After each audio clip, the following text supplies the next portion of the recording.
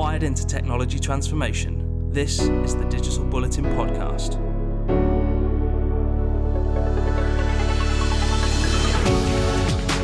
Welcome to the Digital Bulletin podcast. True to our tagline, we are all about inspiring technology leaders. Now, that's in terms of what we try to do, but it's mainly in terms of the people we meet. My name's Romilly Broad, and I'm happy to say I'm joined at this table on the 43rd floor of a Manhattan skyrise by three people who are uniquely well positioned to address today's topic, the future of work.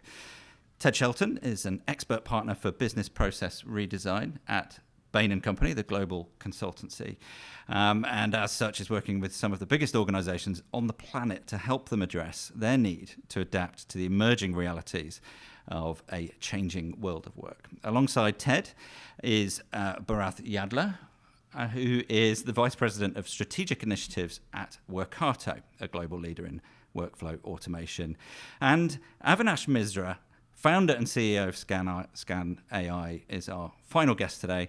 A young, just 4 years old company, but that is already rapidly revolutionizing how organizations can go about fully understanding their processes and people and how they do what they do.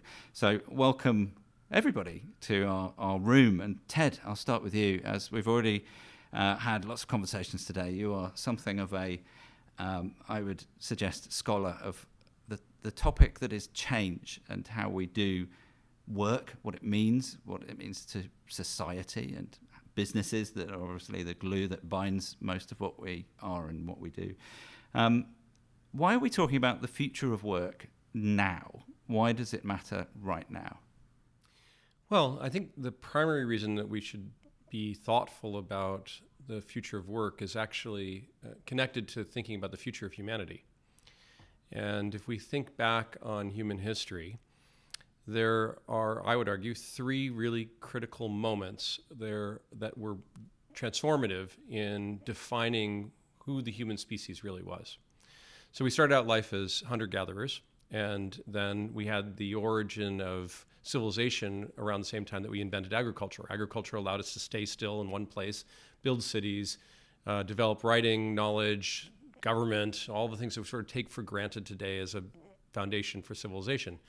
And then it took from that point until the 19th century for the next major change to occur. We were an agricultural society until really the 1870s, when the population began to migrate from working in agriculture to working in industry. So you could say that the steam engine, of course, was developed maybe in the Industrial Revolution, perhaps 100 years earlier, but it was really around 1870 that society started to transform. And the mechanization of labor meant that, for example, in agriculture, we've been able to move from 90% of the population engaged in farming to 3%, and yet obviously we feed many, many more people today on the land that we farm. That mechanization, of course, brought about everything that we know to be in the modern world. The global corporation, all of the industry, all of the products that we use every day. And it was about 60 years ago that the first thoughts around artificial intelligence began, and the first research work done at Cornell University by Warren Rosenblatt. And the interesting thing about change is that it happens slowly at first and then all at once. It's really the last 10 years when artificial intelligence has exploded, and enormous number of innovations have occurred that have changed what's possible. We wake up every morning now, or I do anyway, and say, wow, that was impossible yesterday, and now it's possible. And I would argue that this is the third major transformation. So agricultural revolution, industrial revolution, and now a computation revolution that is really going to change everything about our society.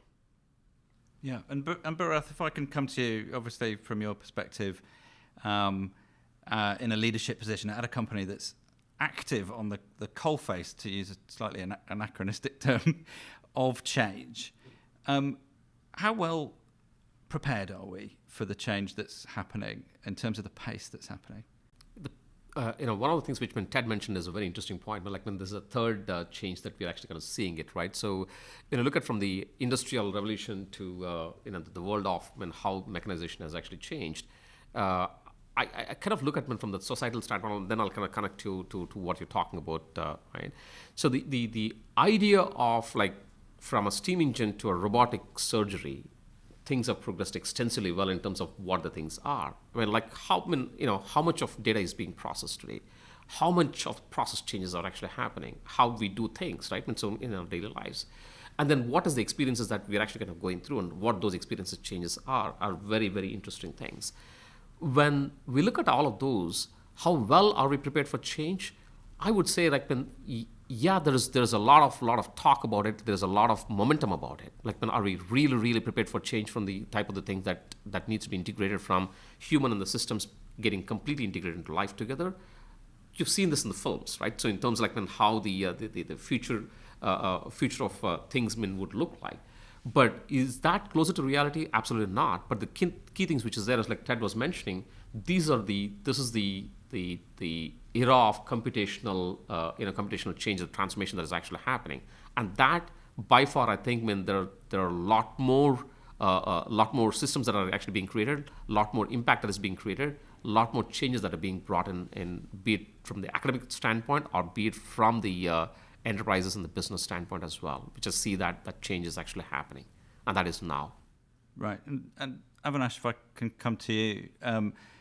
Skan, just for the uneducated, is a set of tools that enable organizations, particularly big ones, to really dig down and understand what it is that's actually happening in them in terms of the processes, which are many and often fragmented and so on.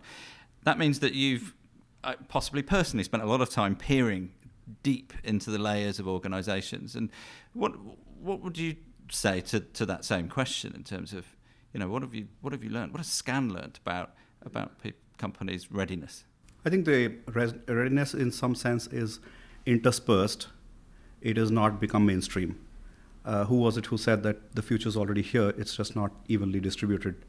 And so you have all of these mechanisms and around automation technology, around computational linguistics, around workflow automation, and so on and so forth. All of these available in certain pockets. But to tie them together end to end, what you're missing is a holistic understanding of truly how all of this is working today. Once you get that understanding, then what is interspersed becomes mainstream. I think that's the chasm we are all crossing, is that we can see it working in a certain pocket, but how do you make it work across the board, across companies, right?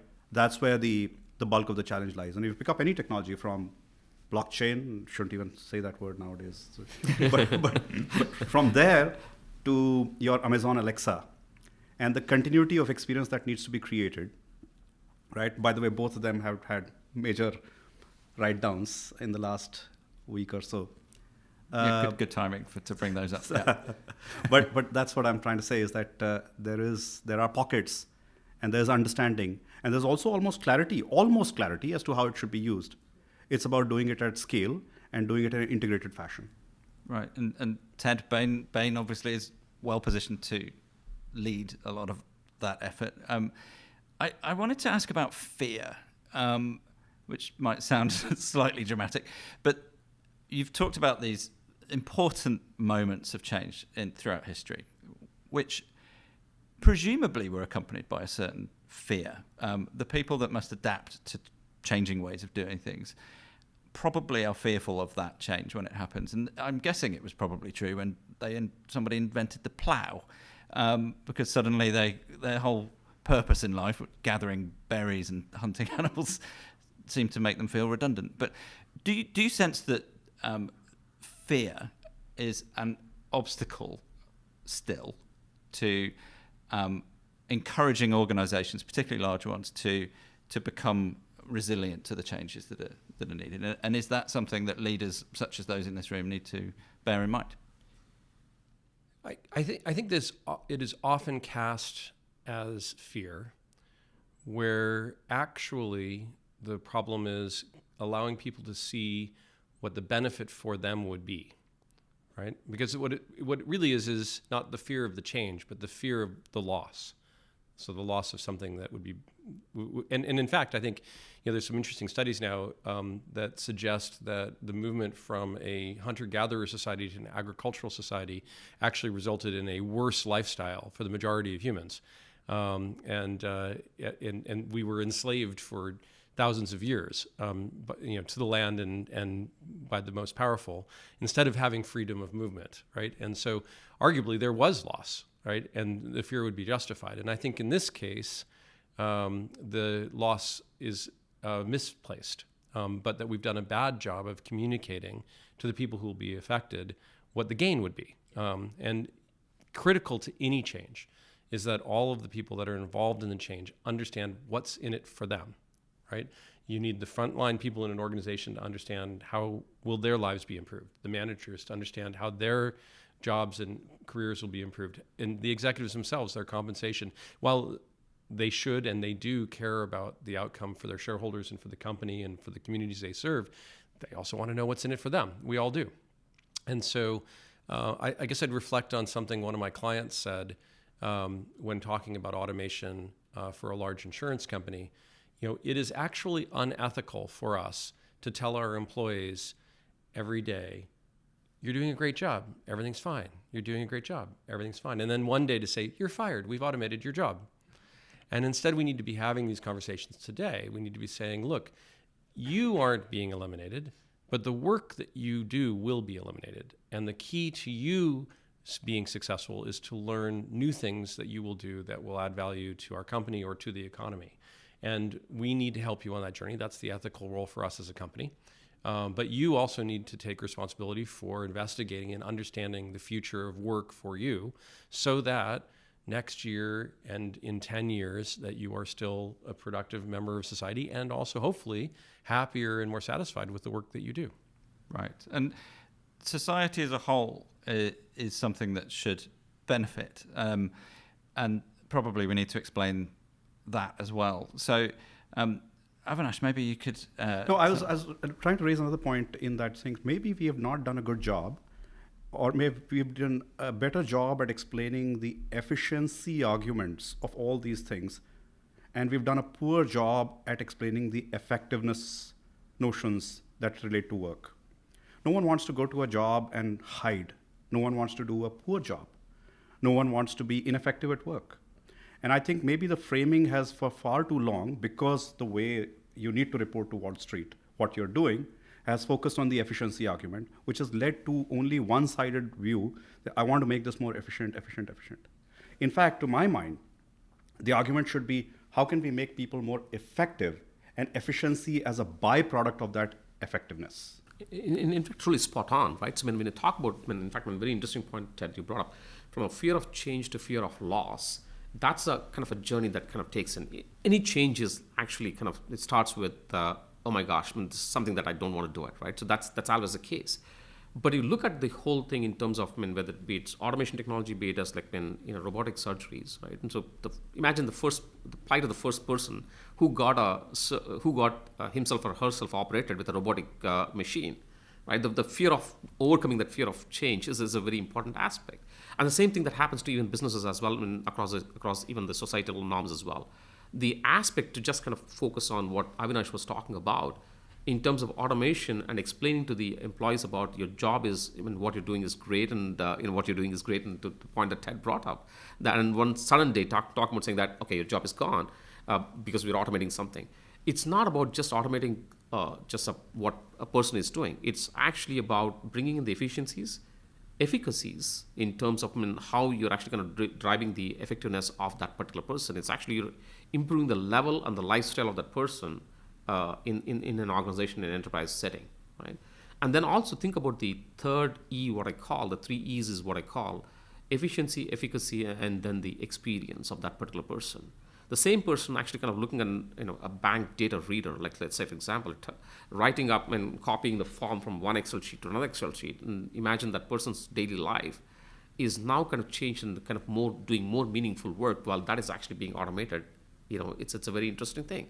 The productivity kind of goes up, the experience goes up, and that's how you're actually kind of changing the thing. Changing the norms of the society as well.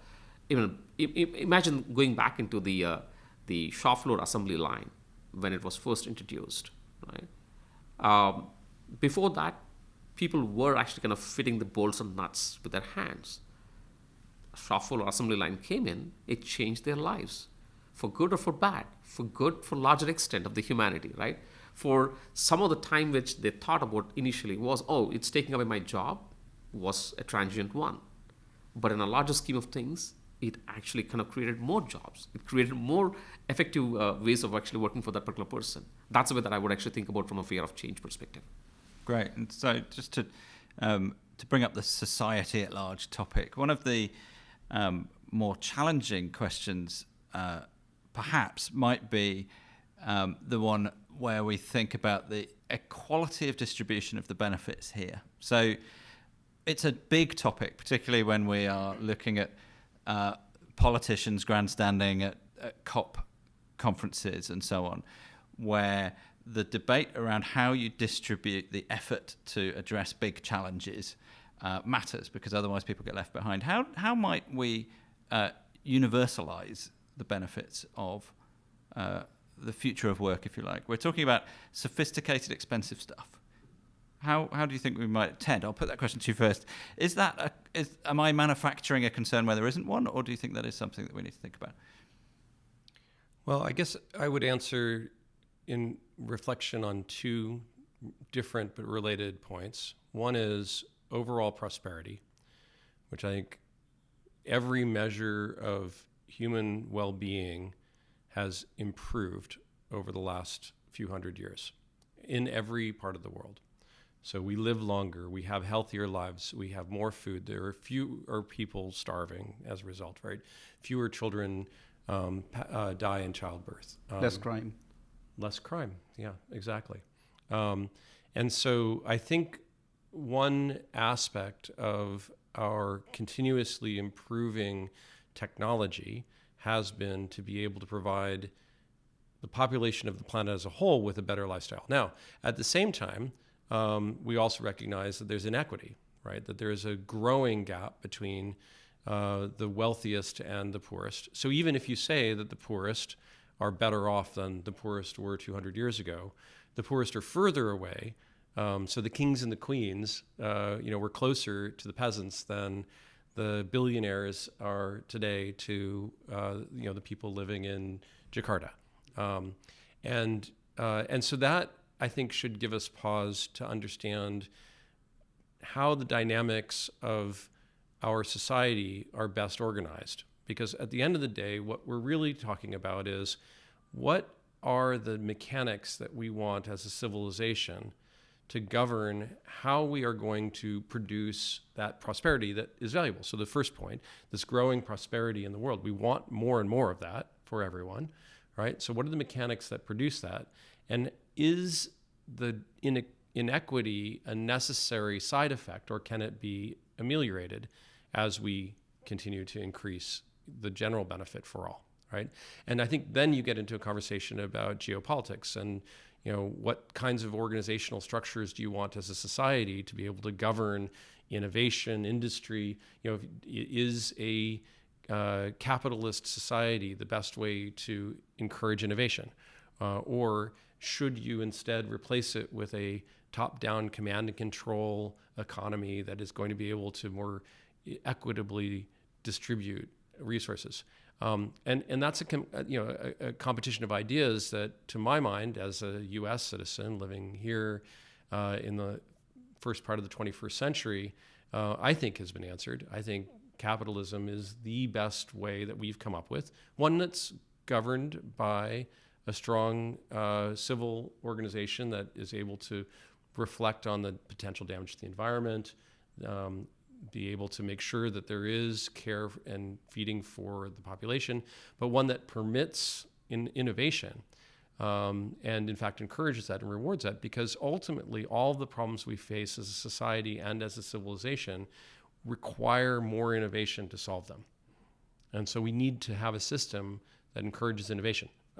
I don't see another system on the planet that has been as effective as capitalism in encouraging innovation. So even if you say we do have a set of side effects that need to be ameliorated, we certainly do not want to kill the goose that laid the golden egg, to bring up an old 100%. In fact, the question has been asked often, not just about this, but being asked to, system forms of government, right? I mean, and the answer has always come back after a lot of debate is always the same.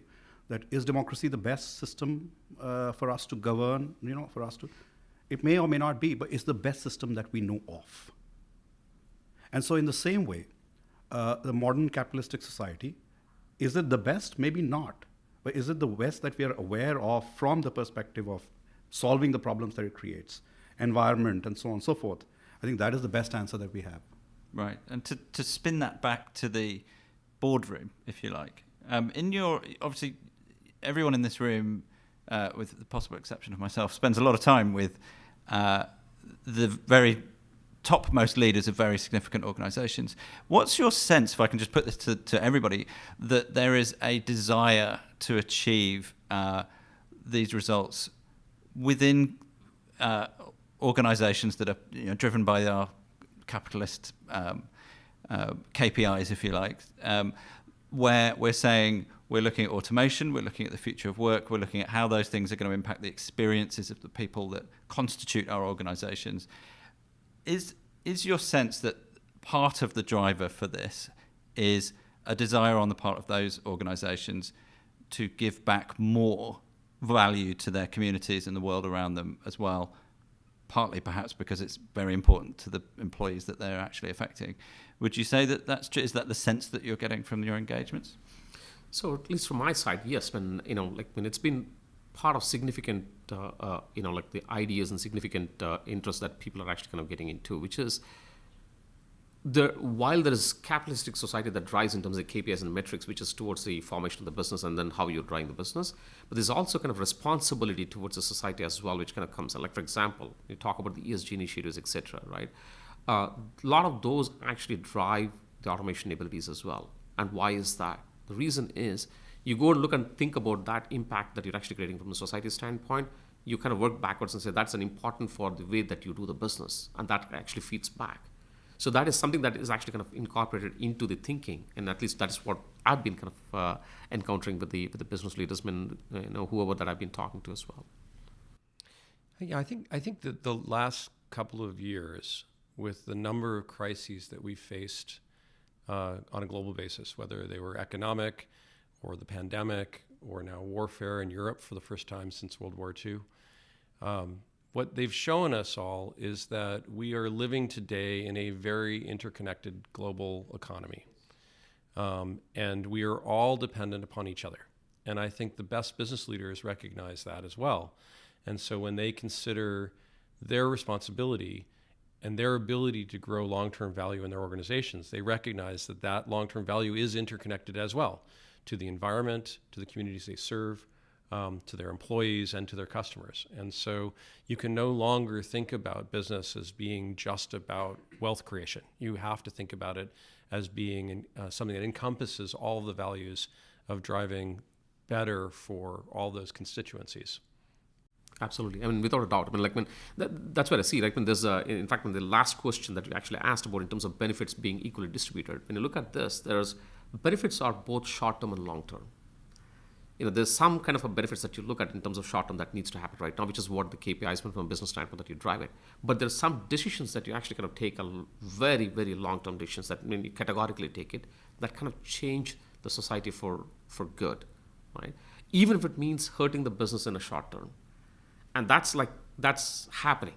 And that's because, exact reasons what Ted mentioned about, because they know that it is very interconnected, very intertwined. Right? And that's the reason why you got to go ahead and do it for some set of things that you got to go ahead and do a collective response, some sort of things that you do for what is good for your unique way in your own response for the business perspective. I somehow feel that, you mentioned number of crises, but I think the mother of all crises will be that one crisis. I think the COVID crisis, changed a lot of perspectives across the world. Because I think we've seen war before, if not in Europe, somewhere else, and so on and so forth. Seen crises of various kinds, geopolitical and so on and so forth, right? People with nuclear war and so on and so forth. But I think for the first time, you began to see and understand what is strategic, what is non-strategic. Even the fact that you do not produce a mask in a certain geography, a facial mask becomes strategic in that moment. And so the level of connectedness both began to be questioned and also became realist. I mean, right in our faces that's the level of connectedness. And I think it has far-reaching consequences. I think 30, 40 years from now, when the history will be rewritten, they will tie it back to the year 2020. Very true. They'll tie it back because all of these conversations that are happening at board level, somehow they have been like, they are intimate. They're no longer far away because they are intimate conversations. Your own wife, your own daughter, your own son, yourself, you were affected, right? And I cannot but imagine that this is not a turning point. This is a turning point. In fact, you know it, right? I mean, Ted, you and I have been in these meetings where, remember in 2016, 2015, when the boardroom conversation was all about customer experience. Yeah. Nothing else mattered. If the customer experience is good, then you began to realize that you can't do customer experience if internally you're not geared up to deliver that customer experience. Exactly. So the consciousness is moving more inwards in that sense. And then comes this crisis where what you were trying to do internally inside the organization was in question because the people are not there to do it. And in fact, it's a very interesting point that you actually bring up in the COVID and then how it kind of people have started looking at it. In fact, mother of all crises, right? So when you kind of look at it, till COVID happened, large part of the crisis was actually happening, even leaving apart the Second World War, right? So World War II was the one, again, that brought the entire world together, which was happening in pockets. So all the crises were happening in pockets. But COVID became a kind of a very interconnected phenomena that brought the entire, entire things together on the global phenomenal level. That is what it is. Even today, when we look at something happening in China from a shipping standpoint, affects somewhere else in Europe and somewhere else in, in Venezuela as well, somewhere else in South Africa and India, right? Which is like kind of, it's just unimaginable about the level of the effects that are actually kind of happening somewhere that's happening in China, and I'm not concerned about it. It's not true. You got to be concerned about it from a business standpoint. And I'm not in that business because I don't deal with supply chain is not true. Right. So one chip manufacturing affects a car, which is like a whole Tesla unit that is actually kind of running. It's a running machine. Has to tell something very startlingly clear that it is all one interconnected type of system that is actually working together. And I hope the lessons that we are learning from COVID, by experience and by deep pain, I hope those are not the lessons also that we have to learn by deep experience and pain on the climate side of things. It'd be a horrible prognosis of history on us if still, I think we have to go through the pain of climate change to be able to solve for climate change. I think enough example is there. Well, I think, Avinash, the observation you make about COVID, while COVID was experienced differently in different parts of the world and still is today, as we see from the continuing lockdowns in China, we were all affected by it. Whereas the challenge with climate is that you have perhaps a hurricane in Florida and then perhaps flooding in Pakistan, and we aren't all equally being affected. And so I think that's a challenge of learning the lesson. But I embrace your optimism that we can, learn from COVID. And honestly, the war right now in Europe, while I agree with you that there have been other wars, it is also having repercussions to the supply chain, to food security, right. So we are also seeing those interconnectedness moments. So we do need to start understanding that the world we live in, each of these issues, whether they're environmental, they're geopolitical, they are economic, they are medical, right? That we are all interconnected and we all need to work together. And so going back to your question, when I think about the strongest companies and the strongest leaders, they are ones that recognize that interconnectedness, and they recognize their role as a company in those global supply chains, in the global experience of their employees, in the global experience of the communities that they serve. And presumably they recognize that that's a key strategic reason to take certain decisions for the future of their businesses as well, because you're not much of a business if the world around you that you depend on is collapsing. I think I'll frame my next question slightly differently, partly because Ted confided in us earlier that he's just welcomed his very first grandchild into the world. Congratulations. I'm not sure that my daughter is excited about having a global audience to this event.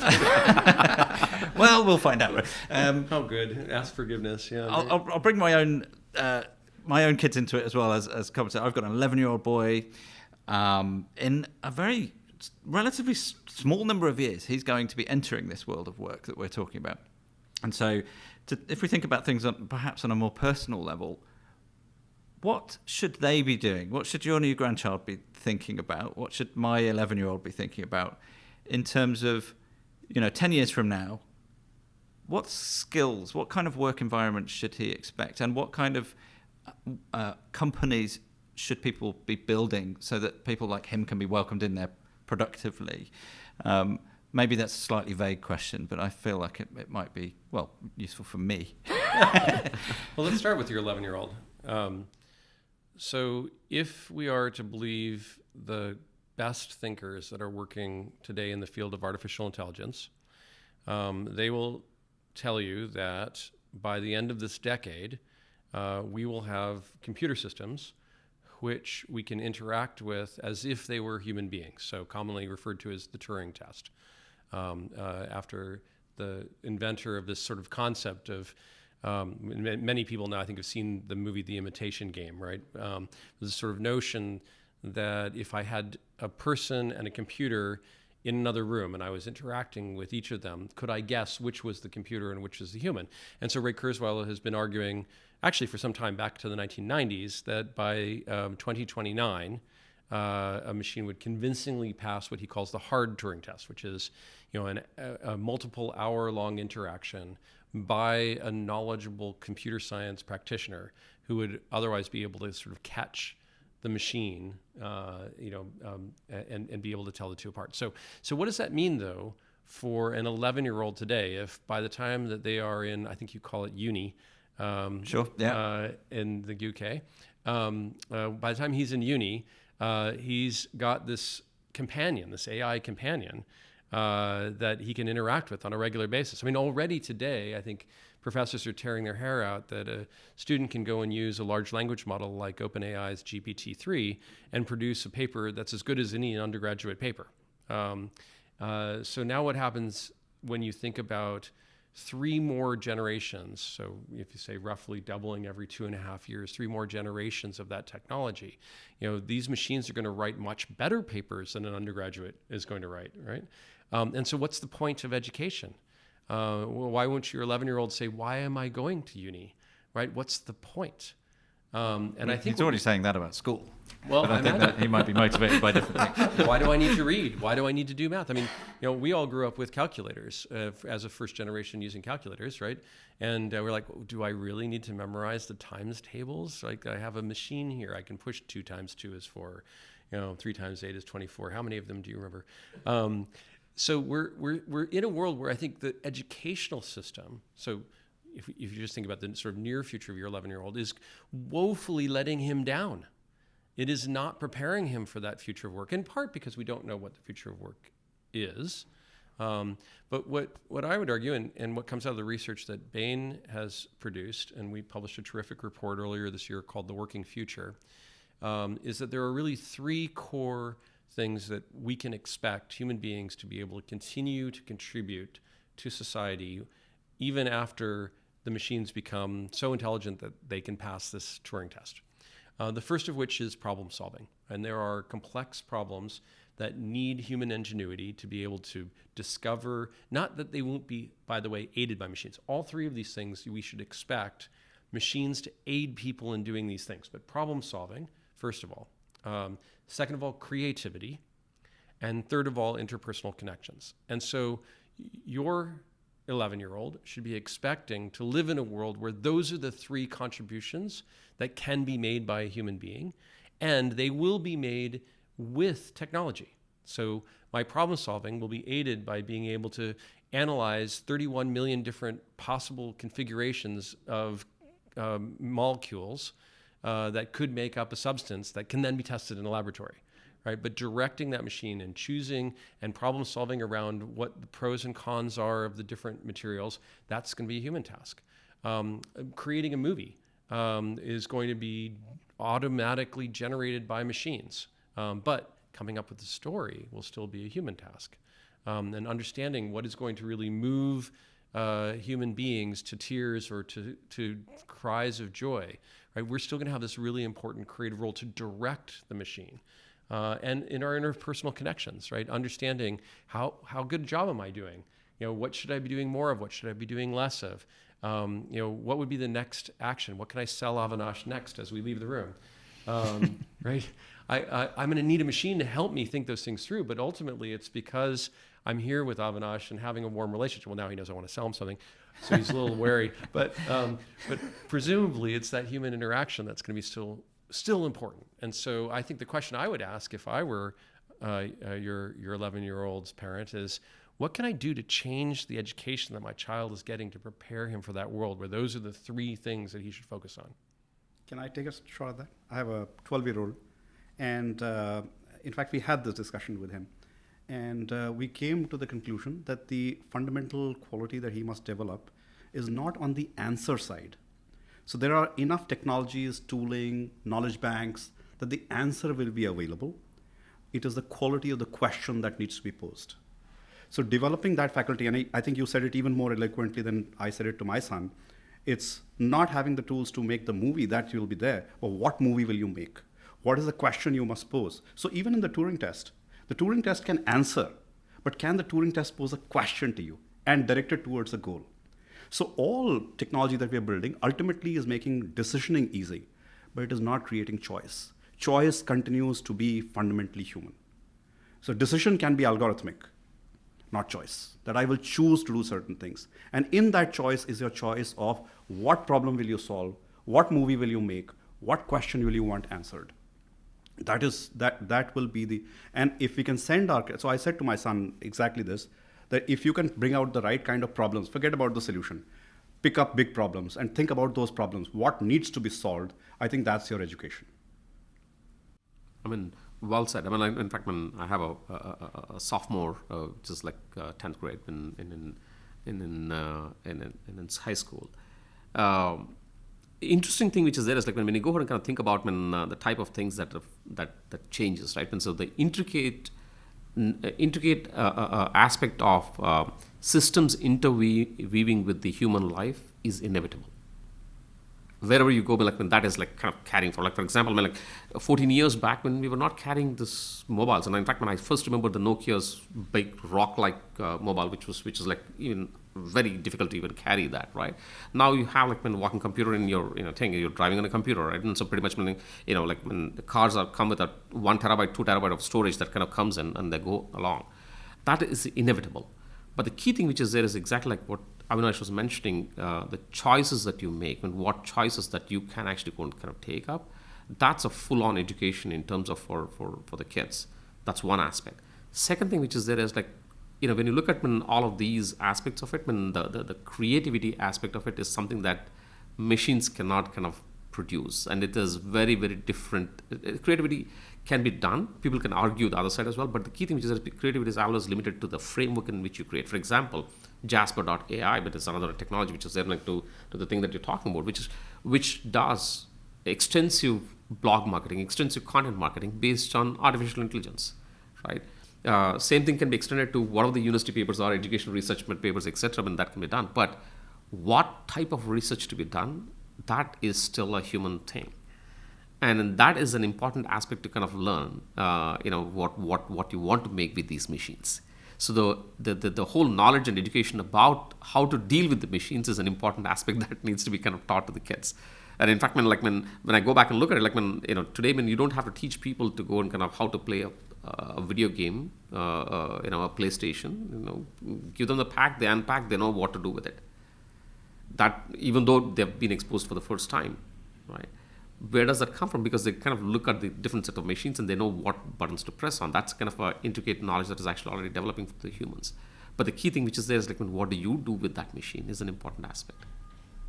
And of course, we can see kids doing that all the time. There's indeed. The most popular video games that are played by kids of the age that we're talking about are inherently creative. They're not prescriptive anymore at all. If you look at things like Minecraft or Fortnite, these are universes that can be built by the kids themselves. And boy, do they do in extraordinary ways. And I see that every day personally. And maybe by fortune rather than by design, actually that's a form of education that's actually already happening from the perspective of creativity.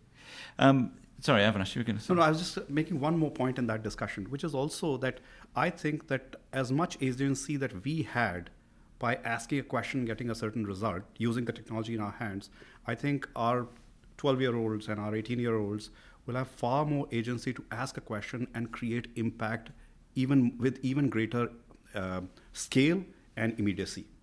And therefore, it is very important to train this generation to be able to ask the right questions, focus on the right problems, because their ability to be able to do good will be as elevated as their ability to be able to do harm. And therefore, the argument comes back to that while STEM knowledge and all this will be important, I think the world will also see an importance and the upward trajectory of humanities, and there are unique understanding and the leveraging of uniquely human traits. I think in the last 100 years, there was a sort of STEM is everything, technology is everything. And if you could use that, then you can do anything. Now we come a full circle. We begin to realize that, well, that is become a tool. And what is uniquely human is those parts of our own ethics, our own ability to be able to understand what we want to do in this world. In fact, that's the third point that he was talking about, right? Which is the interpersonal skills, which is like True. the biggest thing. And I think that is not taught so easily. True. It's a very different thing. Right? Like when it is not a natural thing that kind of comes to the kids. It is also not an easy thing to go and teach the kids as well. It's an experience that they have to go through themselves. And I think in a form of education in terms of like what those interpersonal skills are, how do you kind of put that into kids' head, is a very, very. I will honestly confess that I have no clue on how to put that into, because I see my son, texting all the time. He's sitting upstairs and he texts me downstairs. I say, why can't you just come down and talk to me? I think he's using an interpersonal skill for his generation. Generation. Possibly. Possibly. I just get talked to through Alexa. I don't know that from the same room often, and Alexa, not deliberately. Tell my father. Exactly. It puts an interesting onus on, I think, a more recent trend, which is where we refer to STEM, but now we don't refer just to STEM, we refer to STEAM, I think it tends to be called, with the insertion of art into that. And it wasn't all that long ago that scientists weren't called scientists at all. They were called natural philosophers, weren't they? And that brings in a whole different arena of how do you go about forming logical conclusions about things. And boy, could we do with some more of that at the moment, because critical thinking isn't the same as running with the nearest conspiracy theory. That's a warped version of that. And there's not enough of that maybe that's going on in there. And as much as we rigorously test our kids on basic literacy and maths and things like that, actually, I think the message I'm getting in the room now is that our ability to stitch that into some kind of coherent philosophy about how we govern the machines that are assisting us to make good decisions is perhaps more important than it's ever been, particularly as the world barrel rolls towards more crises in the future, perhaps. And truly it is, and it's the same thing even with the businesses and the organizations as well, right? So like the data is everywhere. You see the data elements, you see the how it needs to be interpreted, but the decisions that are made are the ones which will set you on one path or other path. I'm sure, Ted, from Bain's perspective, you've been kind of seeing this and advising the firms and etc. When you look at this, like when you have the data in front, and what decision to make is fully left to the human to what it makes to the business. But that's based on some of the inferences that you make it, and you can't. Systems will kind of tell you that these are the best places to go in, whether these are best places to go after. But what you do with that has an implication. That implication is actually kind of lost from the system's perspective. That's where the human kind of comes in. What is the implication of making that decision one time? And famous things which have been like business been out of business as well. Blockbuster, when one decision made them to be out of business. Kodak, one decision made them to be out of business. IBM, one decision made them to be out of the PC business. Talking of questions, one question that I think is an important one, and that any listeners to this should ask, is where can I find out more? And the answer to that question is digitalbulletin.com, and I think I will bring our fascinating conversation to a close now, partly because We're very high up above New York, and it's incredibly dark outside, and I think it's probably time for people to head home.